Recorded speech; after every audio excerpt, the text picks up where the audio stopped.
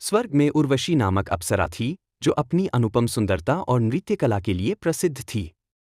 एक बार उसने भगवान विष्णु की उपासना करते हुए मन में अहंकार कर लिया कि उसकी सुंदरता अतुलनीय है और कोई भी देवता या मानव उसके आकर्षण से बच नहीं सकता। भगवान विष्णु, जो सदा अपने भक्तों को अहंकार से मुक्त करने के लिए कार्य करते हैं, उसे एक सीख देने के लिए प्रकट हुए।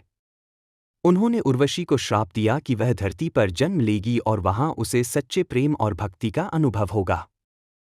अप्सरा का पृथ्वी पर जन्म और श्री कृष्ण से मिलन। भगवान विष्णु के श्राप के कारण उर्वशी ने पृथ्वी पर एक सुंदर राजकुमारी के रूप में जन्म लिया। उसका नाम विद्यावती रखा गया। वह बचपन से ही असाधारण रूप से सुंदर थी और सभी उसे अप्सरा के समान मानते थे। जब विद्यावती युवा हुई तो उसने श्रीकृष्ण के दिव्य रूप और लीलाओं के बारे में सुना। जैसे ही उसने उनके बारे में सुना, उसके मन में श्रीकृष्ण के प्रति गहरा आकर्षण और भक्ति उत्पन्न हो गई।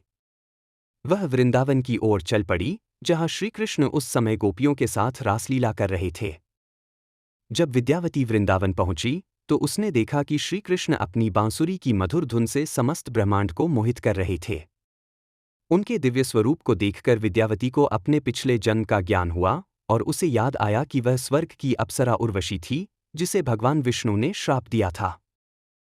विद्यावती की भक्ति और श्रीकृष्ण का वरदान।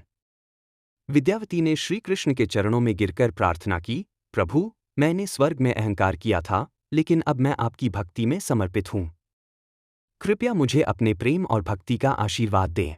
श्रीकृष्ण मुस्कुराए और बोले, विद्यावती, तुम्हारा यह जन्म केवल सौंदर्य का अभिमान मिटाने के लिए नहीं, बल्कि प्रेम और भक्ति की सच्ची अनुभूति प्राप्त करने के लिए हुआ। तुम सच्चे हृदय से मेरी आराधना कर रही हो, इसलिए मैं तुम्हें आशीर्वाद देता हूँ कि अगले जन्म में तुम मेरी प्रिय भक्त बनोगी और मोक्ष प्राप्त करोगी। श्रीकृष्ण के वचनों को सुनकर विद्यावती को गहरा आनंद मिला। उसने अपने अहंकार को त्याग दिया और पूरे जीवन श्रीकृष्ण की भक्ति में लीन रही। इस कथा का संदेश। इस कथा से हमें यह शिक्षा मिलती है कि सांसारिक सौंदर्य और अहंकार नश्वर हैं, लेकिन प्रेम और भक्ति अमर होते हैं। भगवान श्री कृष्ण के प्रति सच्ची श्रद्धा रखने वाले भक्तों को अंततः मोक्ष और शाश्वत आनंद की प्राप्ति होती है।